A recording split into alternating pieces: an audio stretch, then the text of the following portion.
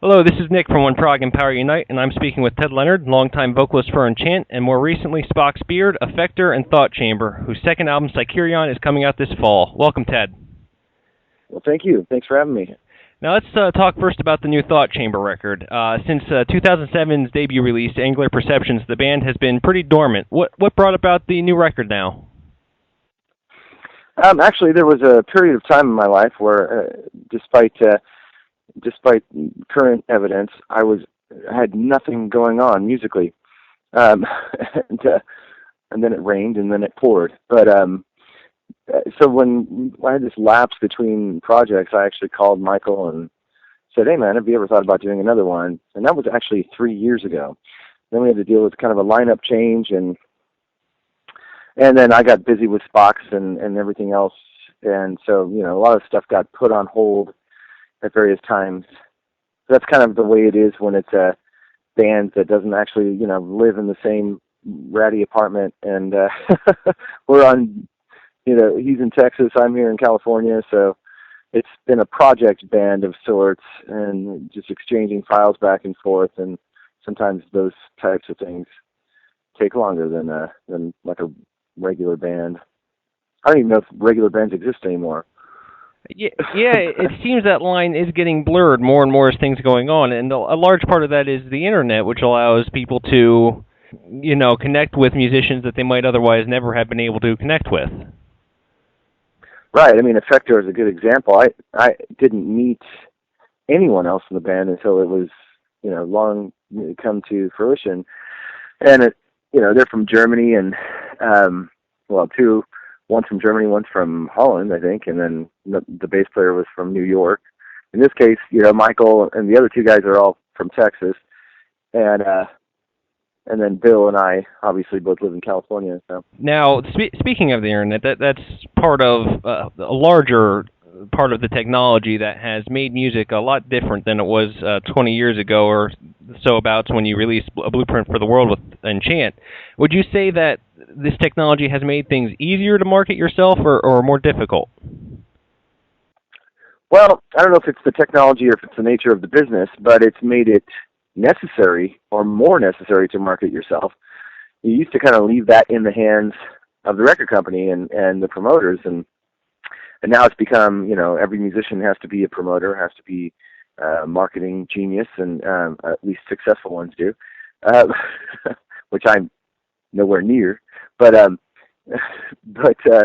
yeah, I mean, it's kind of course, it is easier with social media and everything to kind of get the word out to people who are paying attention.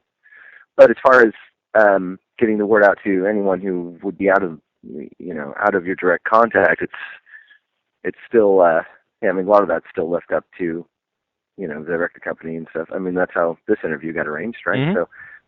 Now, going back to Thought Chamber a little bit, I don't think that fans of the first album are going to be surprised so much stylistically with the album, but there are some new people on board, and can you tell me about them and some things that'll set this record apart from the first one? Yeah, I mean, Mike Haid has been a session player, and he's actually kind of been more in the jazz fusion world, but doesn't sound lacking for metal chops by any stretch. He's a brilliant player, and actually I don't really know much about the bass player personally. Michael Harris would probably be able to answer that question better. But Bill came along. We were searching for a keyboardist, and I said, well, let's send a few files to Bill and see what he does with them. And he came back with just a ripping solo on a couple different songs, and I was like, okay. Bill, in the context of Enchant, it's a totally different Bill. So he's totally ripping on this album, but and he's got a kind of a jazz fusion background, which is necessary. That's how Thought Chamber kind of separates itself from the pack of whatever you call maybe progressive metal or whatever. There's definitely a jazz element or a fusion element, a lot of note choices and interesting chord progressions, and steering clear of natural minor and harmonic minor, where a lot of other prog metal bands seem to live, which is part of what makes it cool and interesting to me. yeah, so Bill's comes from, his influences are definitely fusion, and so he fits right in. Certainly Mike Hayes, the drummer's influences are there too, so it all works out pretty well. Okay, and speaking of some of the differences there, I think that Affector and Thought Chamber, both the old album and the new one, are both a little heavier than fans are used to hearing you in Enchant. Is there something you do with your voice or anything you try and do to try and reach that heavier sound, or do you kind of just go in and do your thing as you typically would? Well, no, I definitely approach this a little bit different, and I think you can hear it, especially if you were to listen to this right after listening to the Spocks Beard album. You would hear a distinct difference, even in how I use vibrato and how I project the vibrato. It's a deeper kind of metal, Jeff Tatey vibrato sometimes, and I don't know if it's necessarily on purpose or if it's just when I'm singing along with something that heavy, I just naturally go there because I've listened to that style and I love singing that way. Actually, it's a lot of fun for me. It's kind of strange, because I'm not a metal singer, and so it's that. But that's also what I think kind of makes Thought Chamber interesting, is that you've got this style of music and you've got me kind of juxtaposed against it with a kind of a cleaner voice. I mean, I can dirty it up a bit, but I certainly don't have that Russell, Symphony X sound, that growl that you might expect to hear when the music starts. I would agree with that, but at the same time, I think fans of Enchant and fans who have generally come to like you aren't really looking for that either. They enjoy the maybe poppier and more spirited tones of your voice. Yeah. Well, and there's definitely moments in the album where that comes out as well. But then the big rock moments, sometimes I just, even in Enchant, in some big rock moments, I use that big rock vibrato. It's just they're fewer and further between with Enchant, but it's certainly not something that any close listener of Enchant would be shocked to hear out of me. But maybe the gravel that I invoke in a couple little spots here and there. But again, I mean, I've always been, as a singer, there's guys out there who have a better range than me, and there's guys out there that have a thicker sound. And what I've always prided myself on is interpretation. And to me, the emotion that the songs are already putting forward musically kind of require me to interpret it that way. And so it just naturally it makes me want to sing that way. So, and Spocks is almost the exact opposite, where it's more lyrical, and I'm more putting across the lyric than trying to, sound good, I guess you would say. Okay. Now, speaking of all those projects, in the last year or two, you've been very busy, and you have a lot of different positions. With Thought Chamber, you have a newer band that, probably presents a lot of freedom. Enchant, you have a band who has an album that fans have been waiting for quite a while. And then you have Spocks Beard, where you've stepped in to fill the role of a long-time member of the band. Do you approach those different things differently, or do you just kind of go through and not focus on the circumstances? Well, in all four of the bands kind of require a different thing out of me. With Spocks, I was pretty heavily involved in the writing of certain songs, and with Enchant, by and large, most of the writing musically is done by Doug and some of the other guys in the band, and then I usually get the music and put vocals and lyrics to it. So it's a different approach. And then Thought Chamber and Affector are both brainchilds of an individual. In Thought Chamber's case, Michael Harris writes everything. So I come along and embellish and interpret, but I'm totally uninvolved in the writing thus far. I think for the next album, we've talked about trying to co-write some stuff, but that remains to be seen. It's really Michael's baby, and I just do the best I can with it. So it's different roles in the different bands. it's not necessarily that I even have to approach them differently. They're just by their nature, they expect different things out of me. So. All right. Well, speaking of the Enchant a little bit there, I'm not going to delve too far into it because, as you mentioned, Doug does do most of the writing there. But do you have an idea where things are at in the writing and recording process and how soon we can hopefully expect that new album? Well, I know that we're aiming for February, and I've heard, I think we have about 7 songs in the bag right now, but as far as being completely demoed and ready to start doing, actual tracking. The actual tracking hasn't started yet, but we're kind of just demoing things and trying to compile enough songs to where we have at least a couple we can throw away if we decide that, which ones we like. So I know that there's 7 completed and there's a bunch more in the works.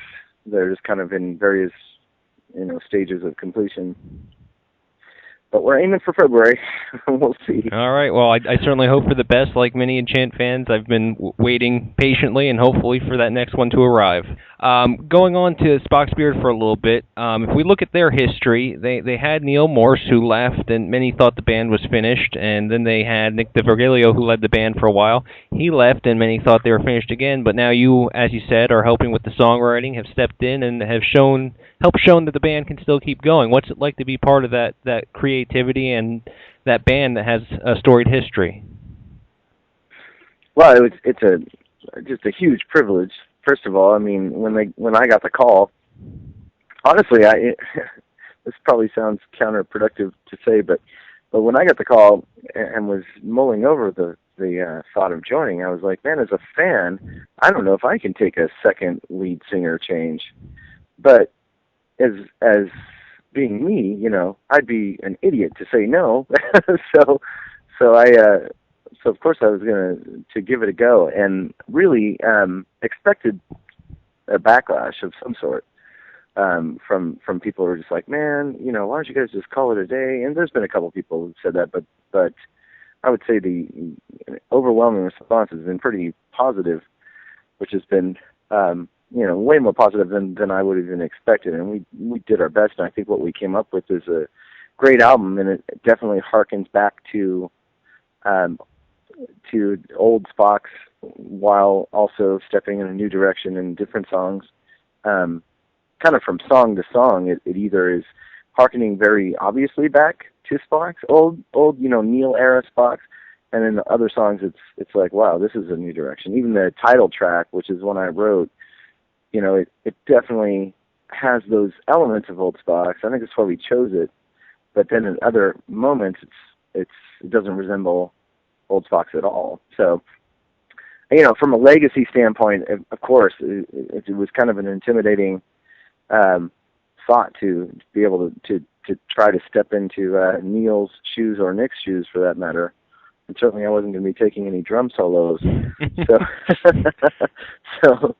So yeah, it was intimidating, but those guys have been friends. I mean, we've toured with them twice, and Dave, the bass player, and I worked together in another band, and so we were around each other all the time. So it was really a bunch of buddies getting together and trying to do the best thing we could do. So it wasn't uncomfortable at all, and it wasn't awkward at all. It was pretty natural.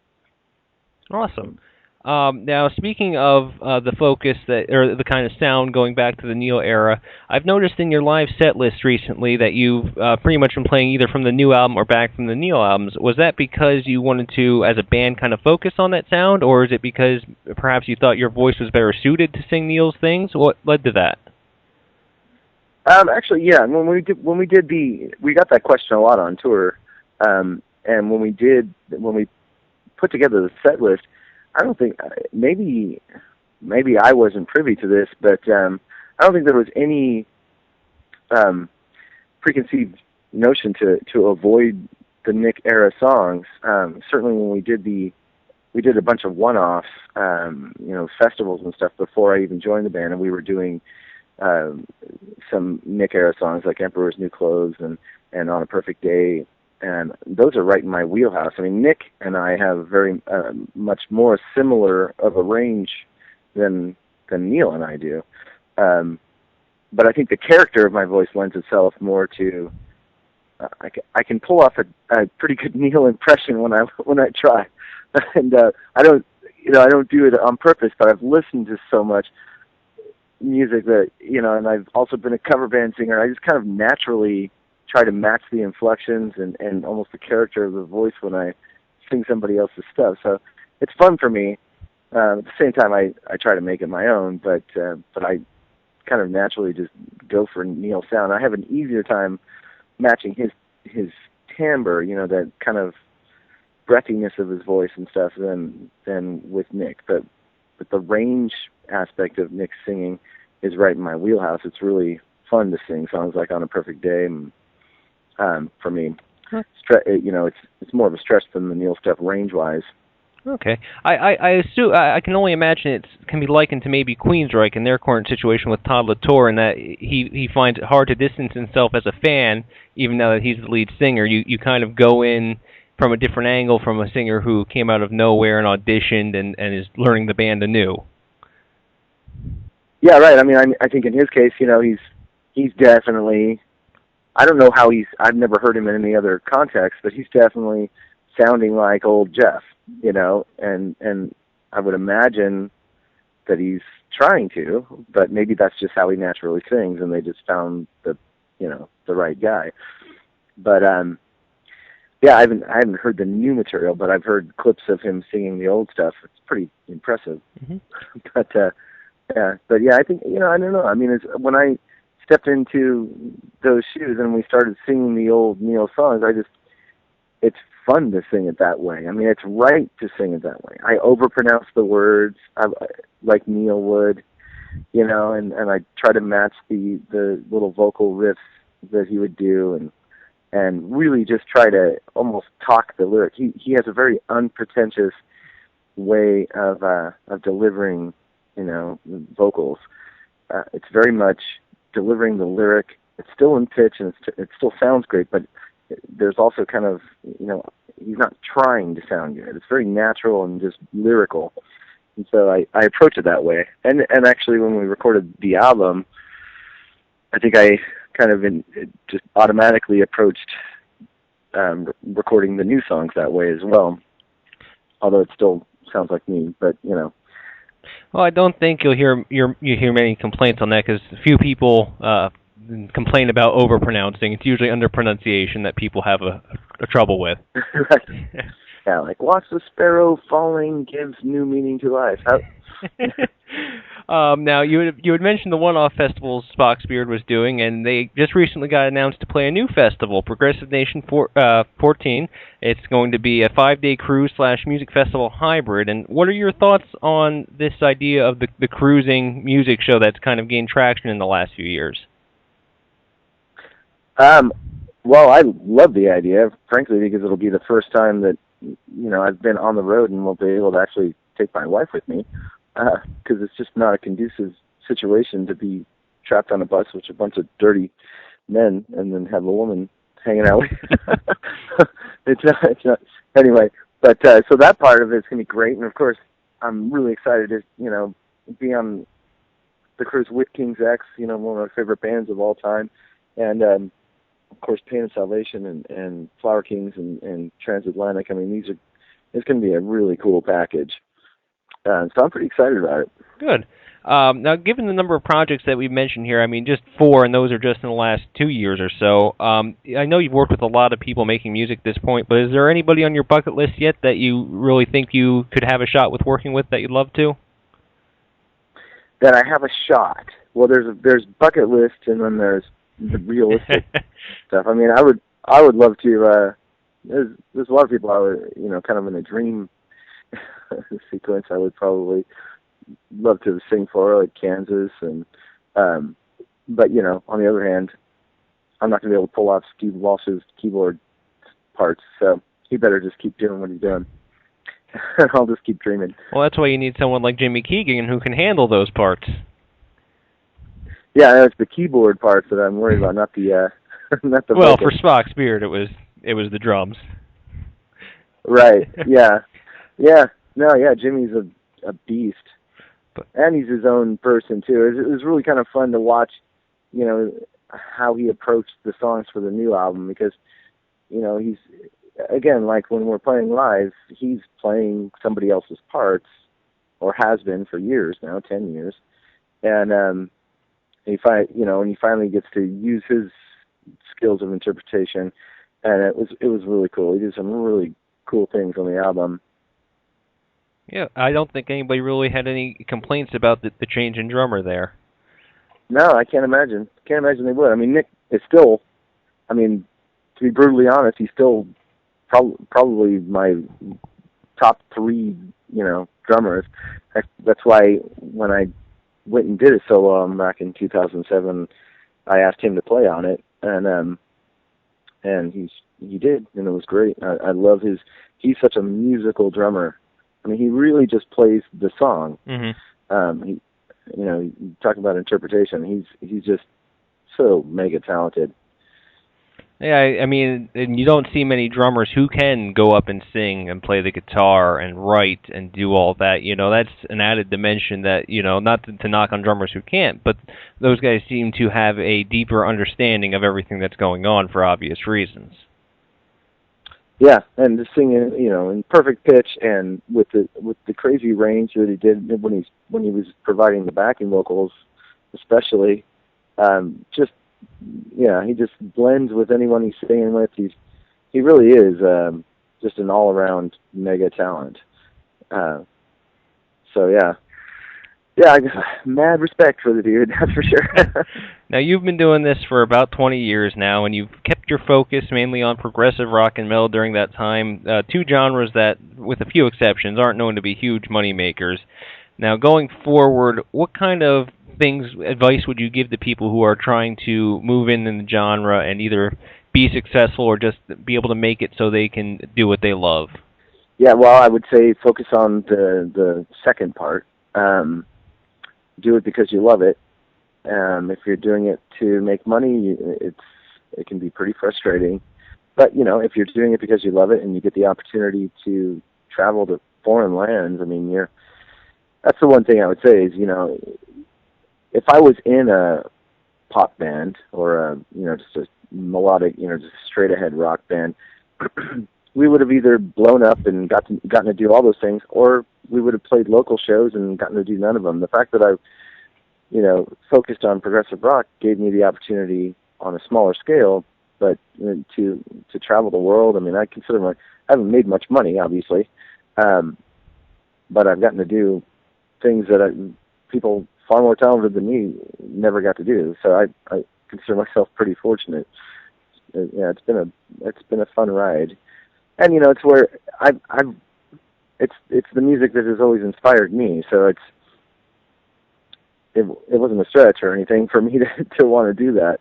I remember when I responded to the Enchant ad looking for a singer, they said, the ad actually said, "We're looking for Steve Hogarth," you know, and then it mentioned Kansas and Queensryche, and at the time I'm like, I don't know who Steve Hogarth is, but but I love Kansas and Queensryche, so I called him up, and I've since, you know, become a huge Steve Hogarth fan, of course.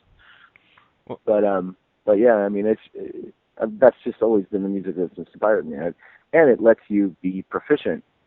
You know, mm-hmm. You don't have to dumb it down like you do in so many other styles of music to make it have mass appeal. Well, I think the fans of Enchant everywhere are happy you did answer that ad, and with all the things we discussed, like I said, Affector, Spocks Beard, the new Enchant, new Thought Chamber, is there anything else going on that I didn't mention? No, not really. I mean, it's just really those 4 bands on my plate. I don't intend to add any more. That would be crazy. And but yeah, we're looking forward to playing a couple shows next week in Hollywood and in San Diego, and then we have a festival we're playing in Spain in November, and then the cruise in February. And in the meantime, I'll be busy recording with Enchant and trying to get that done. All right. So yeah, that's about all I should ever say yes to right now. Sounds very good. Now, Thought Chamber Psykerion is going to be coming out via Inside Out Music on September 16th in Europe and October 1st in the United States. And like you mentioned, you'll be able to see Spocks Beard in Los Angeles on the 21st of August, San Diego on the 22nd, and they'll be part of Progressive Nation 14 in February. Thank you very much, Ted. Well, thank you.